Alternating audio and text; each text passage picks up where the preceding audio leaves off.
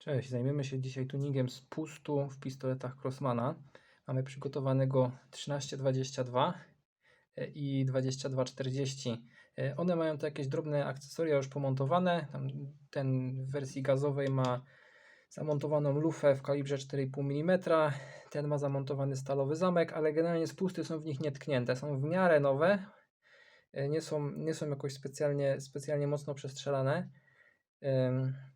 Więc mechanizmy będą wymagały poprawek po fabryce. I przy okazji porozmawiamy też o tym, jak je stuningować i jak spowodować, żeby troszeczkę zeszło nam z ciężaru spustu. Jeśli chodzi o narzędzia, no to podstawowym jest miernik ciężaru spustu. Możemy użyć takiego mechanicznego, przygotowanego do tego. Można też ważyć starą metodą. Potrzebujemy tylko kawałek drutu mniej więcej w takim kształcie. Jakiś odważnik, który znamy jego ciężar. Możemy sobie ciężar zważyć na wadze kuchennej. To też działa, prawda? Jeżeli weźmiemy sobie ciężar pół kilograma i spust nie strzela, weźmiemy sobie odważnik kilogram i spust strzela, to wiemy, że mamy między pół kilo a kilogram, prawda? Jest to mniej więcej podobna rozdzielczość, jak to coś pokazuje, prawda? Jest tylko malutka skala tu z boku, ale urządzenie jest całkiem fajne. Jestem nawet zadowolony z tego, jak wygodne to jest, po prostu wygodne. Nie będę się tu doktoryzował, jak się tego używa. Jeżeli ktoś potrzebuje, nigdy nie mierzył ciężaru spustu, no to są od tego dużo lepsze filmiki. Nie będziemy tu tracić na to czasu. Będziemy potrzebować, odłożymy go sobie na razie na bok, później go użyjemy. Jeśli chodzi o pozostałe narzędzia, to w pierwszej kolejności będziemy musieli zdjąć okładzinę z rękojeści. Zależnie od rocznika i od modelu, może być albo śrubka na śrubokręt Philipsa, albo na śrubokręt płaski. Musicie zerknąć, którą macie, zależnie od tego wybieracie sobie śrubokręt, naprawdę dowolny, byleby kształtem pasował. Będziecie też potrzebowali śrubokręt płaski, który jest dość dłuższy. U mnie idealnie sprawdza się 5,5 mm razy 100 mm, ponieważ będziemy musieli demontować rękojeść od mechanizmu i śrubki mamy w tym miejscu i od góry. Wszystkie na płaski śrubokręt, ale z tyłu jest problem, ponieważ nie da się tu wsadzić śrubokręta prosto, tylko musimy wsadzić go pod skosem. Tylko najłatwiej mieć coś o co najmniej 10 cm ostrza, żeby dało się tutaj oprzeć do rękojeści. Gdybyśmy chcieli tutaj wkładać jakiś krótszy, to on jest dużo bardziej pod skosem i możemy sobie uszkodzić tą śrubkę. Oczywiście wszystkie chwyty dozwolone, wasz sprzęt. Jeżeli jesteście w stanie to zrobić elegancko, to nie ma najmniejszego problemu. Druga sprawa, tu pod rękojeścią jest osłona mechanizmu. Tutaj widać nawet w tym miejscu, w tym miejscu jest widać kawałek od niej. Tu są jeszcze dwie śrubki. Crossmany są produkcji USA i są wykonane pod narzędzia w jednostkach imperialnych. Żeby to zdemontować, potrzebujemy 1/16 cala kluczyk imbusowy. Nie da się tego zastąpić milimetrowym, więc musicie sobie taki sprawić. I do tego jeszcze będziemy potrzebowali 0,05 cala. To jest, jeśli dobrze pamiętam, katalog następny mniejszy w katalogu, ponieważ żeby zrobić taki już naprawdę poważny tuning spustu, jeżeli chcemy już zrobić absolutnie wszystko, to będziemy musieli też odkręcić tą śrubkę tutaj, żeby zdjąć zamek. Do tej ostatniej czynności to już jest pełny demontaż wiatrówki, ponieważ zbierzemy praktycznie w drobny mak, właściwie tylko zawór nam zostanie niezdemontowany. Jeżeli ktoś z Was nie wie, jak rozmontować którąś z tych dwóch wiatrówek, to mam osobne wideo gdzieś na YouTubie, możecie sobie znaleźć zarówno do wersji pompowanej, jak i wersji gazowej, jak to rozebrać. Wszystko oprócz właśnie mechanizmu spustu, a dzisiaj uzupełnimy sobie o mechanizm spustowy. Zważyłem spusty w obydwu tych wiatrówkach. To jest bardzo powtarzalny wynik, dość tak powtarzalny, o ile to wszystkie, które są pompowane, trzymają około 2,5 kg, on się waha od 2 do 3. Te, które są na gaz, trzymają około 2 kg. Różnice wynikają z dwóch rzeczy. Po pierwsze, przy mechanizmie zbijaka, sam zbijak jest innego kształtu w gazówce.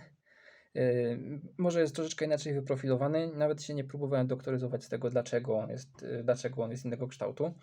Ale druga rzecz, sprężyna zbijaka w pistolecie na gaz jest słabsza, ponieważ ona ma otworzyć zawór i natychmiast zostać odrzucona z powrotem, że ma się domknąć. Zawór musi się zamknąć, żeby podał tylko jedną porcję gazu. W wypadku pistoletów pompowanych zawór ma się otworzyć na stałe. Dopóki nie naciągniemy go z powrotem, to zawór pozostaje pozostaje w jakimś, przynajmniej w kontakcie ze zbijakiem, niekoniecznie otwarte, ale w kontakcie ze zbijakiem. Dlatego też przechowujemy je naciągnięte, żeby się nam sprężyny nie rozklepały. Ale efekt taki jest, że tutaj jest mocniejsza sprężyna, a nacisk tej sprężyny na zbijak niejako pracuje na spust i też najwyraźniej dokłada gdzieś około tych pół kilograma do samego spustu. Pootwierałem. Za sporą część tej wagi odpowiada sprężyna. To jest w obydwu przypadkach ta sama, a przynajmniej w katalogach Crossmana ma ten sam numer part numberu, czyli części. Jakbyśmy chcieli kupić sprężynkę do któregokolwiek z nich, to dostaniemy jakby ten sam element, prawda? Wyciągnę ją może z tego łatwiej. To jest gruby kawał sprężyny. Ona jest jak na potrzeby strzelectwa tarczowego stanowczo za gruba i za długa. Za gruba i za długa. Teraz jeżeli przyjrzymy się mechanizmowi w tym miejscu, to sprężyna nie jest zgniatana z góry na dół. Żeby sobie może przybliżenie. Sprężyna nie jest zgniatana tak jak powinna być w pionie. Wiesz, od spodu jest trzymana idealnie w pionie, prawda? Jak ona tu była założona, to była idealnie ściskana w tą stronę. Ale ten element, który tu przychodzi, jest oparty bodajże na tym stworzniu i naciska ją pod kątem. On ją naciska, użyję śrubokręta jako strzałki, w tamtą stronę, pod skosem. I za każdym razem, kiedy ta sprężyna jest naciskana, to ona się wygina niejako w tą stronę. Jest zgniatana i się wygina. I już nawet po tej sprężynce widać, że już jest leciutko wygięta w banana, a wcale nie przestrzelała za dużo. I sam fakt, że ona się wygina, powoduje, że z czasem będziemy mieli niepowtarzalny ciężar spustu. Będzie coraz bardziej słaby tak naprawdę, ale będzie mniej przewidywalny. Przy wartościach 2,5 kg to jest jakaś tam wartość. Teraz, pierwszą częścią, jeśli chodzi o tuning spustu, najprostszą, potrzebujemy tylko jeden śrubokręt do tego, jest wymiana tej sprężynki na lżejszą. Nie możemy tutaj dać cieńszej sprężynki o tej samej długości, bo jeżeli wsadzilibyśmy tutaj, tak popularnie się mówi, żeby wepchnąć do Crossmana sprężynkę od długopisu, trzeba ją wtedy tylko tu rozepchać od spodu, tak trochę kleszczami na hama. A jeżeli ją wsadzimy tutaj, wepchniemy w odpowiednie miejsce, to będzie działało. Ale ta sprężynka się będzie bardzo szybko wypracowywała pod skosem. I ona będzie nam działała przez 2, 3, 4 paczki śrutu, a potem będzie coraz gorzej. Możemy zmarnować następny długopis i zmontować to z powrotem na nowej sprężynce. Ale dużo lepszym rozwiązaniem są sprężynki gotowe zestawy sprężyna plus prowadnica. Mam tutaj co najmniej dwa takie.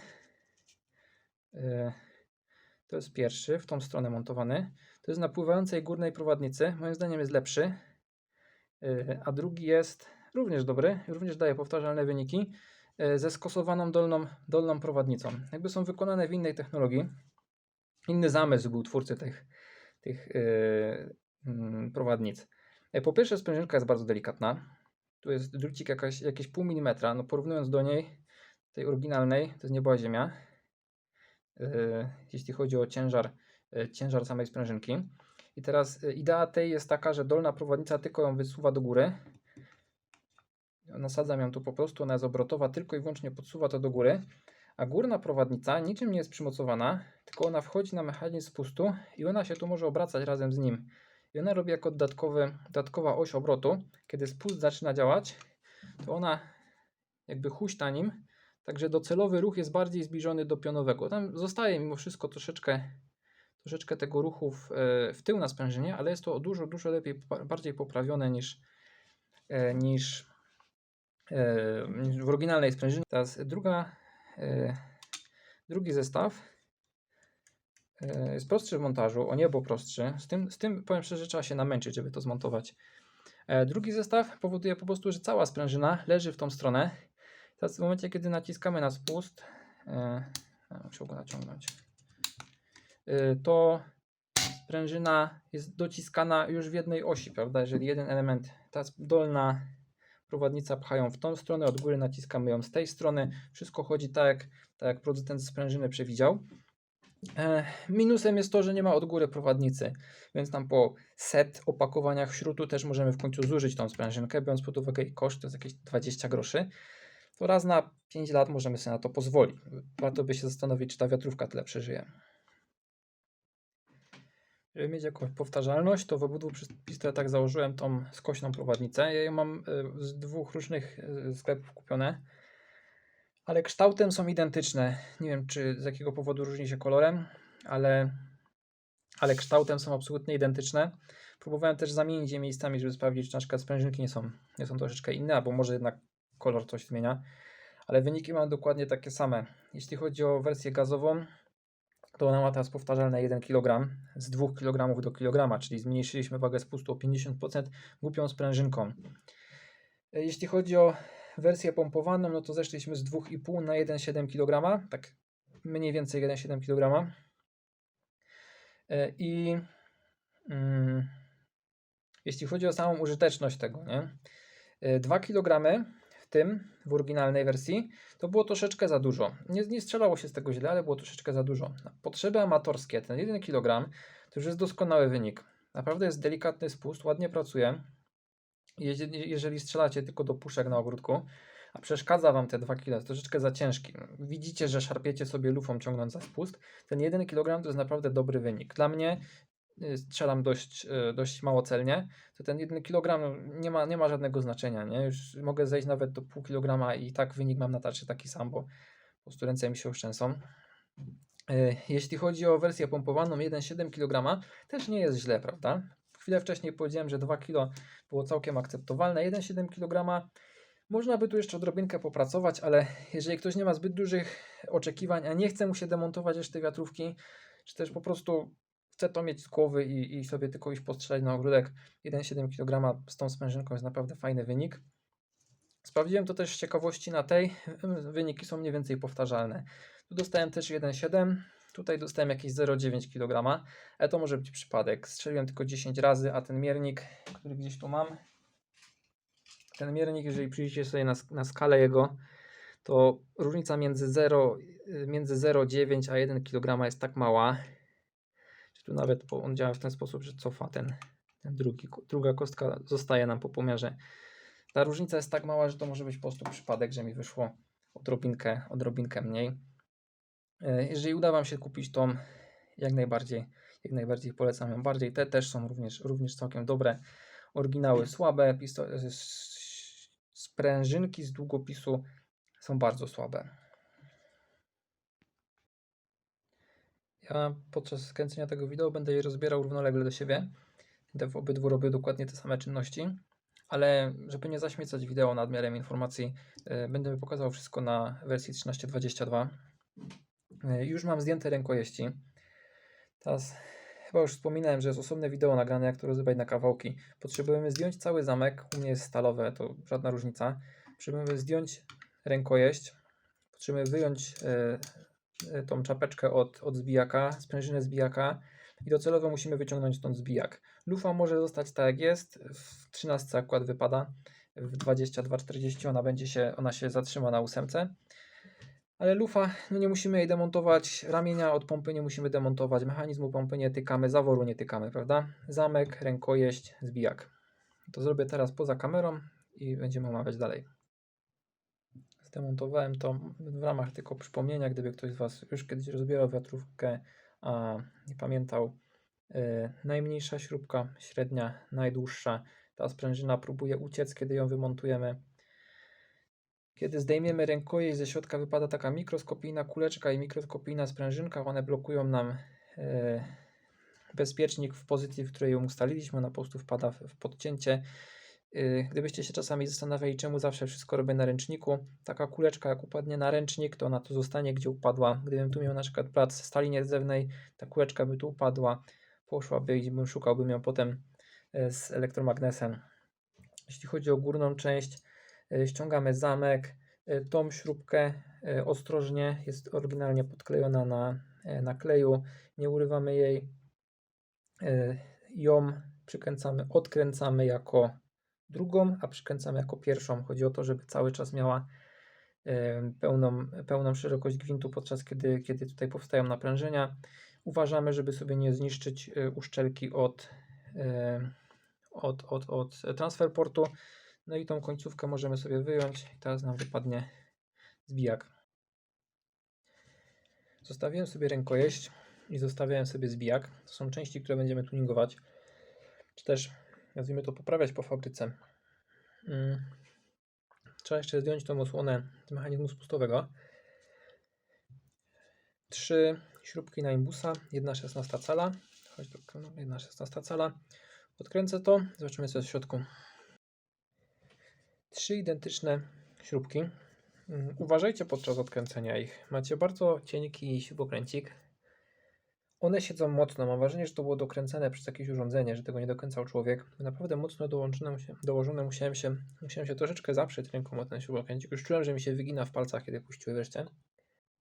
Sama konstrukcja spustu. Mamy ten element, który zazębia się o zbijak.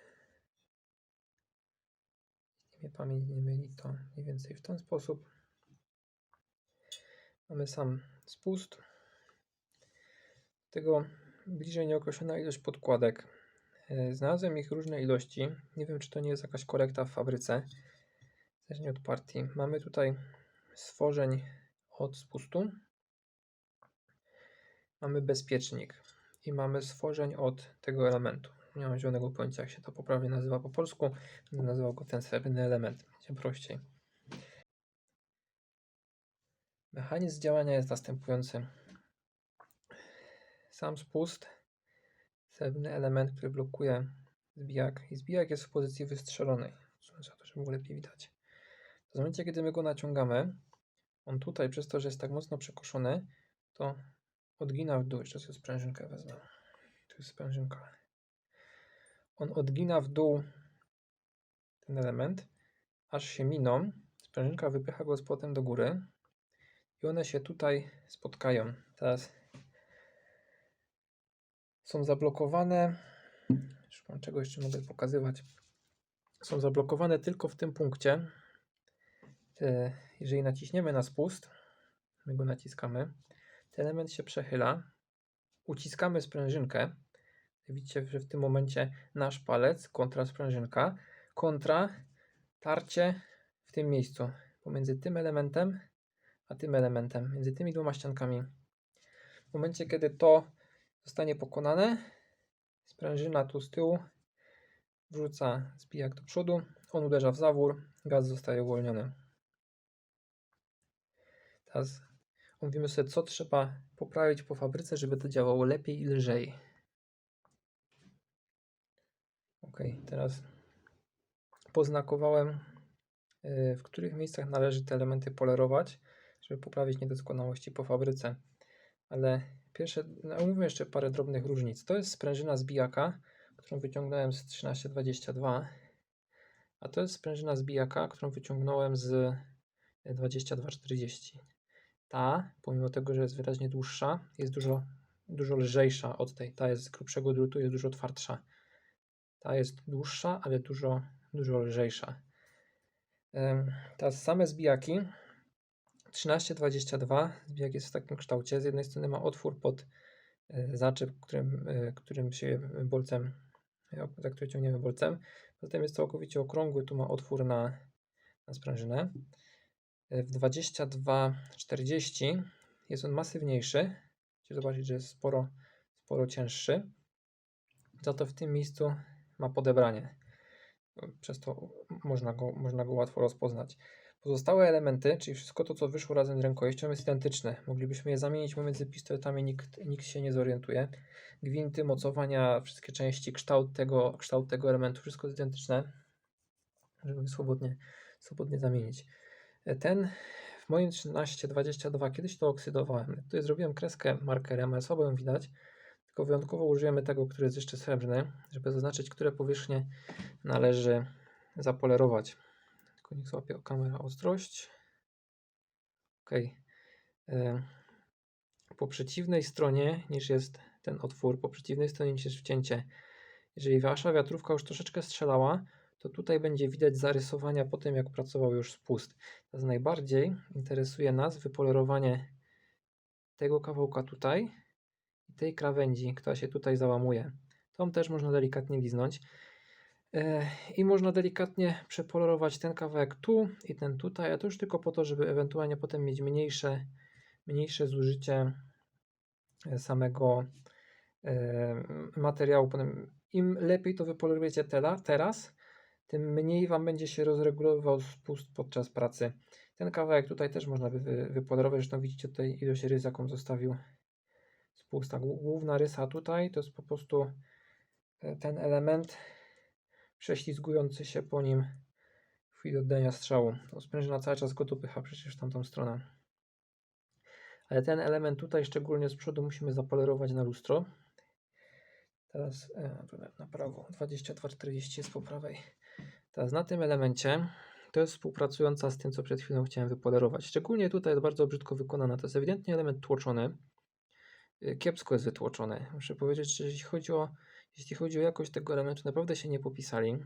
To jest ważny element, a jest paskudnie wytłoczony z blachy po prostu. Ten kawałek musimy zapolerować i tutaj można by też narożnik delikatnie liznąć, szczególnie tą krawędź, kiedy to załamuje się w tą stronę.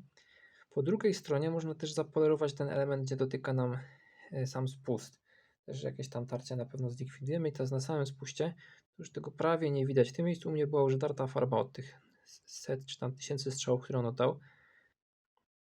Więc główkę tego można zapolerować, też można mu delikatnie przypolerować te krawędzie.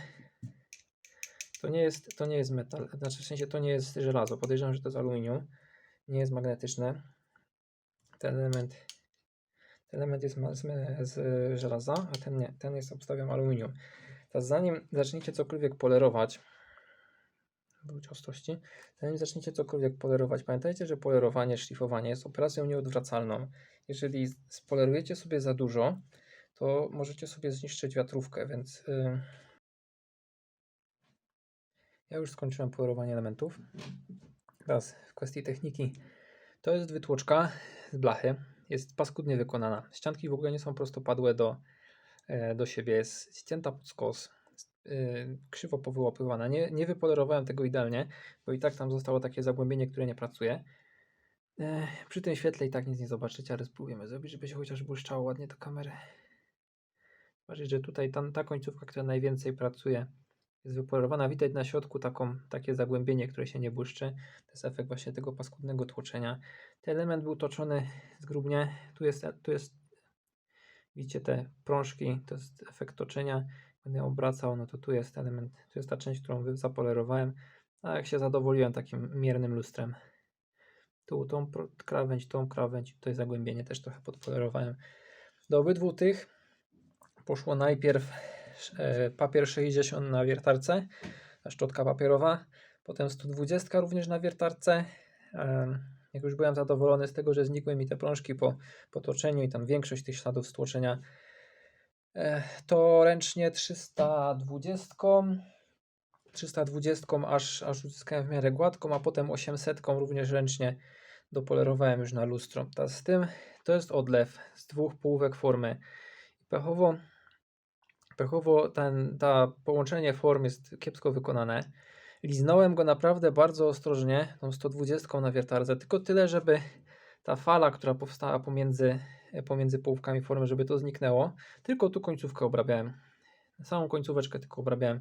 Naprawdę delikatnie ją liznąłem na wiertarce papierem, a potem wykończyłem 320 i tyle, ile się dało, to 800. No ten jest najmniej dla nas ważny,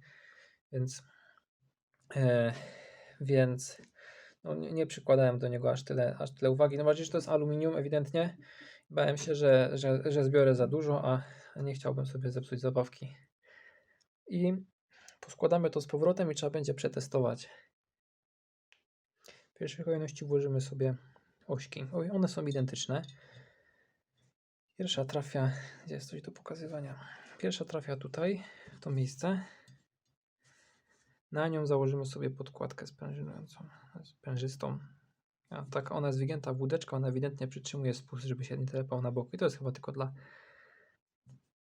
wygody i dla tego, żeby kulturalnie wyglądało. Druga ośka przychodzi tutaj. Ośki. Teraz wsadzimy sobie sam spust. Nakładamy go na ośkę w ten sposób. Teraz ten srebrny element w tą stronę. Nakładamy go tutaj. Najpierw ułożyć go na poziomo. I teraz bezpiecznik. Tym wcięciem tutaj w stronę spustu, czerwonym do wewnątrz. Okay. Jak mamy to złożone, to nakrywamy to osłonką. Najpierw musimy przełożyć bezpiecznik, a teraz ją tak delikatnie wymasować, żeby weszło. To wejdzie. Możemy sobie sprawdzić, czy elementy równo się obracają. Ten się będzie zawsze równo obracał. A co do spustu, bezpiecznik musi być w pozycji gotowy do strzału, ale nie za głęboko. Jeżeli przepchniecie go za głęboko, tak jak jest teraz, że on się aż tu schował, to spust też się zablokuje. Spust pracuje tylko w tej idealnej wersji, więc musicie sobie delikatnie manewrować bezpiecznikiem i zobaczyć, czy spust luźno chodzi. No dziwne by było, gdyby chodził źle. Świadczyłoby to o tym, że coś w środku źle zmontowaliście. No więc przykręcamy te 3 śrubeczki. Zanim jeszcze to przykręcimy, to wypadałoby wszystko posmarować. No, zabezpieczyłem to z powrotem. Wszystkie te elementy pokryję odrobiną smaru molibdenowego. Pojadę po wszystkim, zarówno te wgłębienia pod ośkami, same ośki, cały ten element, wszystko na spuście, co jest dookoła tego otworu na ośkę, to wszystko, co tu jest z tyłu. Podkładka też dostanie. Bezpiecznik chyba jest z plastiku, niespecjalnie jest sens go podkrywać smarem, tak się cały uciopra. Tutaj w pokrywie również, jak sobie przyjrzycie, to pierwsza ośka jest w tym miejscu, a druga ośka jest w tym miejscu. Te 2 otwory również zapaćkam smarem. To jest jedna z najnudniejszych rzeczy, jeśli chodzi o robienie tego. Ponieważ po złożeniu tego wszystkiego do kupy, po wysmarowaniu tego, zmontowaniu całej wiatrówki, przestrzelam go z użyciem miernika. Będę wiedział, jaki jest wynik. I jak będę miał szczęście, to będę zadowolony za pierwszym podejściem. Jeżeli nie będzie nam się podobało za pierwszym podejściem, rozkładamy wszystko z powrotem, czyścimy to z świeżo nałożonego smaru, jedziemy od początku z polerką. Dobrze, idę po smar i składam to. Powtórzyłem tą samą zabawę za 22,40. Po rozebraniu polerka, smarowanie, składanie, była powtórka tego. Za pierwszym razem zszedłem do fajnego wyniku, zaraz wam powiem jakiego, bo już mam je przemierzone. Ten trzeba było 2 razy, za pierwszym razem stanowczo się nie postarałem, nie za bardzo uwalczyłem na nim coś. Teraz ciekawostka, jeśli chodzi o wykonanie w środku. 1322 jest z sierpnia 20 roku, sądząc po numerach seryjnych. Spust, forma jest w paskudnym stanie, wtedy wymagała koniecznie remontu. Widać wyraźnie linię łączenia pomiędzy 2 połówkami. Na czerwiec 2021, czyli niecały rok później, forma jest ewidentnie poprawiona. Tu ta krawędź pomiędzy połówkami formy już została poprawiona. Może to była inna forma, ciężko powiedzieć. Może inne gniazdo w tej samej formie. Nie znalazłem tam żadnych śladów, żeby to było gniazdowane, żeby była numerowana. Może nie nanieśli numerów. Trzeba by się przejechać do Crossmana i zobaczyć, co tam u nich się dzieje. Albo u ich dostawcy spustów. Ten srebrny element, który zwalnia zbijak, w obu przypadkach równie paskudnie wytłoczony. Nie widziałem pomiędzy nimi żadnej różnicy. Wygląda tak, jakby to była jedna partia materiałowa, która się ciągnęła przez ponad rok. Zbijaki w obu przypadkach nie były obrobione najlepiej, ale nie było też źle. Nie? Jak o tym spuście można powiedzieć dużo złego, jeśli chodzi o jakość wykonania. No, dało się wszystko spolerować elegancko, więc tragedii nie ma. To zbijaki były wykonane tak średnio. Mogłoby być lepiej. Ale nie było tragedii. Obydwa zostały zapolerowane na lustro. Tam wszystkie elementy, które wskazałem czerwonym markerem, są wypolerowane na lustro. I teraz wyniki konkursu. Z 13,22 udało mi się zejść do kilograma. Odrobinę poniżej. Nie? Tam większość pomiarów pokazuje jakieś 0,90 z hakiem. Ewidentnie po stronie 0,9. W wypadku 22,40 0,75 kg. Tu już jest bardzo lekki spust. Tam 0,5 jest chyba w kategoriach konkursowych limit dolny, więc tu już jesteśmy bardzo blisko wyników pistoletów tarczowych, tych, które są sprzedawane jako pistolety z mega super wypasionym spustem, dlatego właśnie chcą za niego taką olbrzymią kwotę. Tu dostaliśmy to samo z użyciem odrobiny papieru ściernego i smaru. Nie będę tego ruszał dalej, mam grube palce, nie odczuwam potrzeby posiadania tam 0,55 kg. Zresztą to jest moim zdaniem za blisko tej dolnej granicy, ponieważ spust mimo wszystko będzie się wycierał. Nie sądzę, żeby te pistolety przeżyły 10 lat powiedzmy strzelania na okrutku, ale ale dla zasady nie będę ich podarował dalej. Zostało mi tylko założyć jeszcze rękojeści. Robota jest skończona. Naprawdę teraz są już, szczególnie ten na gaz jest już w takim wyniku, że nie czuć spustu, jak się dociska naprawdę. Na mierniku pokazuje, ale palcami strzelając, to już jest ten poziom, którego byśmy oczekiwali na jakichś takich najniższych klasom zawodach sportowych.